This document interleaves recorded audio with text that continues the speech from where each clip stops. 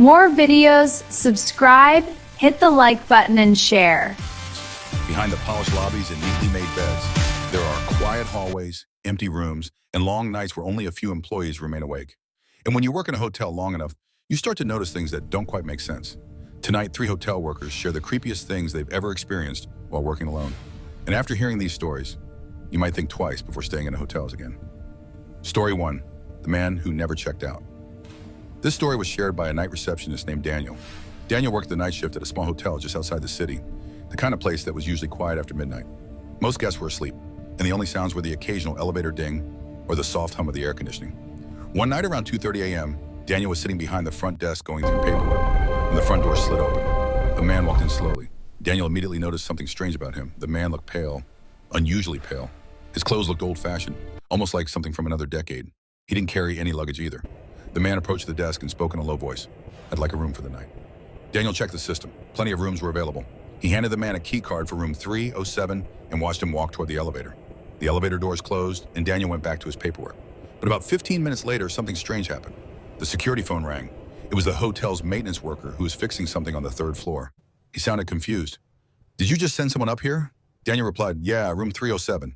There was a pause, then the maintenance worker said something that made Daniel uneasy. "There's nobody here." Daniel checked the elevator logs.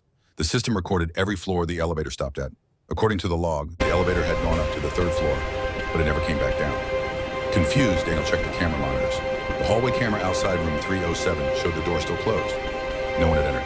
Thinking the guest might be wandering the hallway, Daniel went upstairs to check. The 3rd floor hallway was empty. The door to room 307 was locked. When Daniel scanned the key card to open the door, the room looked untouched. The bed was perfectly made. The lights were off, no luggage, no guest, nothing. Daniel went back downstairs and checked the security cameras again. That's when he noticed something that made his stomach drop. The camera footage clearly showed the man entering the elevator. But when the elevator doors opened on the 3rd floor, no one walked out. The elevator doors opened and closed on an empty hallway. The man had simply disappeared. The next morning, Daniel told the day manager what happened. The manager He was went in the quiet. room. Then he said The something. door that slammed, Daniel the air would never turned to forget. ice. Room 307 Are you again. okay? What did you Years earlier, see? a His man face had was died suddenly pale, in that eyes exact room black. during the It night. came from Some me. employees believe he never The guest who returned. checked into this room some time Daniel ago refused to vanished work the night mysteriously. shift We've had no before contact that. since. It's an ongoing Story concern. 2, the crime from room 412. This story came from a housekeeper named Maria. Maria worked the early morning cleaning shift at a large downtown hotel. Her job was simple. Start at the top floor and clean every empty room before guests arrived for the day. One morning around 6:15 a.m., Maria reached room 412. The system showed the room was vacant. But as she approached the door, she heard something inside. Someone was crying. It sounded like a woman, soft, quiet, but unmistakable. Maria froze. She double-checked the cleaning list. Room 412 was definitely empty. Thinking maybe a guest had checked in early without the system updating, she knocked on the door. "Housekeeping." The crying stopped immediately. The silence that followed felt heavy. Maria knocked again. No response. She used her key card to open the door. The room was empty. Completely empty, but the bathroom light was on. Maria slowly I walked can't inside. do it. The bed was untouched. I and can't the curtains clean were this closed. room again. Then she heard it again. Someone else has to Crying, but handle this it. time was coming from the Please. bathroom. Her heart started pounding. Maria slowly pushed the bathroom door open. The bathroom was empty. The crying stopped again. Now she felt something else. Cold air. The room suddenly felt much colder than the hallway. Maria quickly finished checking the room and left. Later that day, she told another housekeeper what happened. The other woman looked uneasy. Then she explained something Maria had never heard before. Years earlier, a woman had taken her own life in room 412 after receiving devastating news while staying there. Several employees had reported hearing crying from that room ever since. Maria requested that someone else clean room 412 from then on. Even today, some staff say they still hear crying when the room is empty. Story 3, the guest who was never there. This story was shared by a hotel security guard named Kevin. Kevin worked overnight security at a large luxury hotel.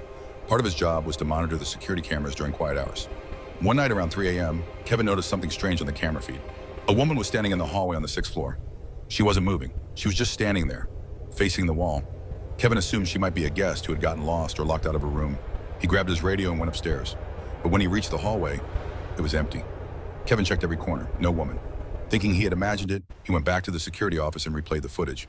The woman was clearly visible on camera. She stood in the hallway for nearly 2 minutes. Then something strange happened. Without walking, without turning, she simply vanished, like the footage had skipped a frame. Kevin zoomed in on the image. The woman's face wasn't clear, but her clothes looked old, almost like something from decades ago. Curious, Kevin checked the hotel's incident records. What he found made his blood run cold.